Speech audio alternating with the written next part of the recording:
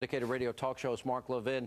So there you have the president with contempt and outright loathing of the prime minister and his liberal media clapping seal audience there regurgitating basically the president's lines. Here's what I have a problem with, Mark. Prime Minister Netanyahu had to battle not only liberals in his own country, but the Obama machine on the ground there. The president didn't pick up the phone today, but he did call the president of Iran when he won. He did call Putin when he won. He did call Mohammed Morsi, who referred to the Israelis as descendants of apes and pigs. He called him when he took charge in Egypt. He called the president of Turkey. He called leaders when they won in China and in Saudi Arabia. Why can't he pick up a phone and call our #1 ally and the only democracy in the region? Why? You just said it. He doesn't like democracy. He doesn't like Congress. He's got a pen and a phone, and when Congress doesn't do what he says, he's off doing his best Benito Mussolini. He doesn't like Netanyahu. Netanyahu just won in a landslide. Obama's never won in a landslide. The American people rose up in November and told Obama how they are disgusted with his programs and his policies, and what did he do? He turned around and spat in our faces.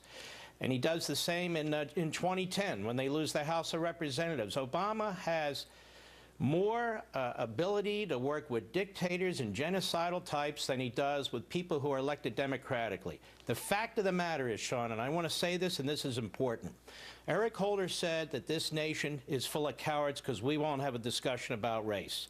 Well, I think this nation needs to have a discussion about what's going on in this White House and this administration about anti-Semitism, because this White House, and it's reaching out to Sharpton, the Muslim Brotherhood, CARE, all these radical nut jobs and groups, their policies, which are not, it's not just Netanyahu. They're willing to throw Israel over the side for the Islamo regime in Tehran. This president's former relationships with Khalidi, the professor in Columbia now, with Wright, the so-called reverend from Chicago.